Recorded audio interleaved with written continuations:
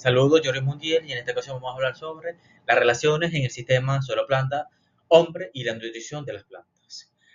Aquí vamos a tener en cuenta que la relación suelo-agua-planta, para poder comprender, se debe saber que la nutrición de pastizales y cultivos, primero se tiene que conocer cada uno de los factores relacionados a esta en el medio ambiente en el cual ésta se desarrolla. Por esta razón se debe entender, comprender cada uno de los factores ambientales que afectan la nutrición de pastizales y cultivos y por ende su desarrollo. Vamos a hablar ahora sobre las propiedades físico-químicas y biológicas que afectan la fertilidad del suelo.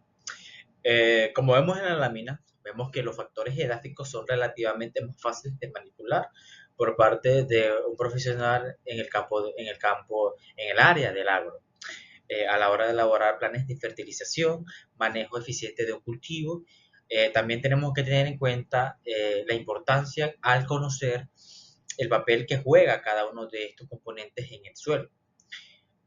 Como vemos en la lámina, en la parte gaseosa, tenemos que en los suelos que son bien aireados normalmente están asociados a una buena actividad biológica, eh, que esto conlleva a que tengan una buena fertilidad, ya que muchos de los microorganismos que tienen un papel importante, irreemplazable en el ciclo de muchos de los nutrientes. En la parte líquida, por supuesto, tenemos que la solución del suelo, que es precisamente el vehículo donde se encuentran disueltos todos los nutrientes, de donde las raíces absorben o extraen los nutrientes esenciales para el crecimiento de las plantas. Asimismo, tenemos que cuando hay un exceso de agua, normalmente en el suelo, donde la parte gaseosa, donde el aire está en contacto con el suelo, comienza a disminuir y comienza a aumentar la parte líquida del suelo. Entonces caemos en conclusión que tenemos que hay o que haya afectación de la actividad biológica y también una proporción o un efecto en la absorción de muchos de los nutrientes que pueden comenzar a verse afectados en algunos casos, especialmente en aquellos cultivos que no están adaptados a este tipo de condiciones de aguacinamiento o inundaciones. En la parte de la materia orgánica es sumamente importante, ya que forma parte de la parte coloidal del suelo, junto a la fase mineral.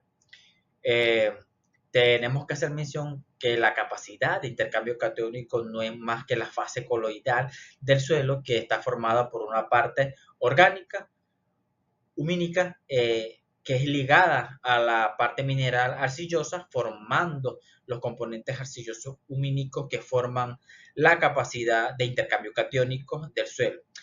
Es importantísimo que nosotros comprendamos que esto va a poder ceder los nutrientes a la solución del suelo, donde son absorbidos por partes de las raíces en las plantas.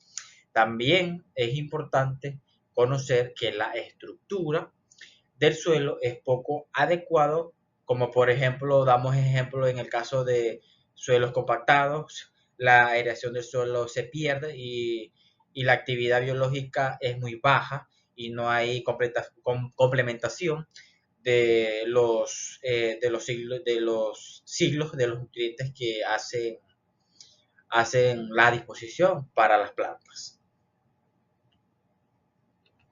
Vamos a hablar sobre los factores agroecológicos que afectan la fertilidad del suelo.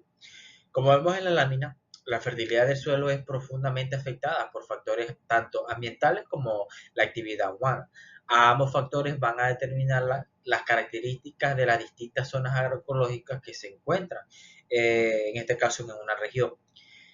Tenemos zonas con altas precipitaciones y determinadas características texturales del suelo que pueden promover la pérdida de nutrientes del mismo, donde también habrán zonas en forma constante con inundaciones, donde más bien lo que hay es una acumulación de sedimentos arrastrados por ríos y quebradas.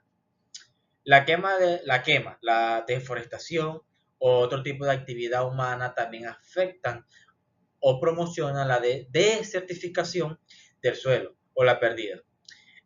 Por otro modo, también la pérdida de la capa vegetal, tanto la estructura del suelo, en el caso de la mecanización excesiva, también provoca alteraciones en la fertilidad del suelo, porque hay alteraciones en la masa biológica en el caso de la aireación del suelo. Hay una promoción de la compactación de la misma. Eh, eh, Todos estos factores hay que tenerlo en cuenta, hay que estudiarlos para poder planificar estrategias de fertilización de pastizales y cultivos en una determinada zona para poder ser eficiente en la aplicación de algunos nutrientes. Continuamos y vamos a explicar cómo es la fertilidad del suelo en un suelo franco arenoso con precipitación bimodal de 300 milímetros al año en cultivos de vid, yuca, palo aceitera y piña. En este caso, haciendo mención con los puntos ya discutidos anteriormente, tenemos dos factores, tanto el factor suelo y el factor precipitación. En el caso del factor suelo, tenemos que en el ejemplo, el suelo franco arenoso es conocido por tener una textura equilibrada, con buen drenaje y aireación. En el caso de la precipitación bimodal significa que hay dos periodos de lluvia en el año, lo que puede ser beneficioso para ciertos cultivos. Tomando en cuenta estos cuatro ejemplos, en el caso de la vid, yuca, palma aceitera y piña, hacemos mención que tanto en la yuca como en la vid es beneficioso trabajar con estos tipos de suelos, ya que la precipitación bimodal, en el caso de estos cultivos, puede prosperar y se puede gestionar adecuadamente. En el caso de la palma aceitera, no es muy beneficioso trabajar con este tipo de suelo, ya que en estos casos la palma aceitera busca suelos más arcillosos, con mayor demanda de nutrientes, y trabajar con estos suelos nos va a dificultar su crecimiento y su desarrollo. En el caso de la piña, el suelo franco arenoso es muy costoso trabajar, ya que estos cultivos requieren más suelos francolimosos.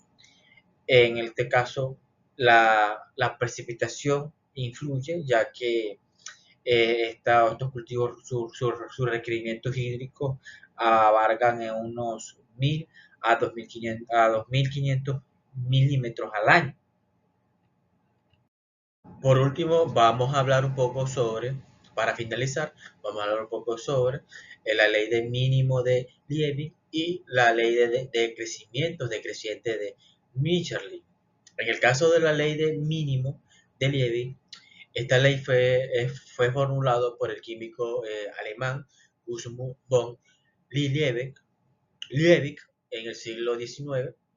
Establece que el crecimiento de una planta está limitado por el nutriente que se encuentra en menor cantidad en relación a las necesidades de las plantas. Incluso si otros nutrientes que están presentes en abundancia, es decir, que si una planta necesita 10 nutrientes para crecer, pero si falta uno, ese nutriente limitante determinará el crecimiento. En el caso de la ley de crecimientos decrecientes de Mitscherling, esta ley fue propuesta por el agrónomo alemán Eugen Mitscherling y se refiere a la relación que está entre la cantidad de un recurso, como por ejemplo un fertilizante, y el requerimiento de la planta. A medida que el crecimiento y la cantidad de un recurso, ejemplo fertilizante, el rendimiento también aumenta, pero lo hace a un ritmo decreciente. Muchísimas gracias.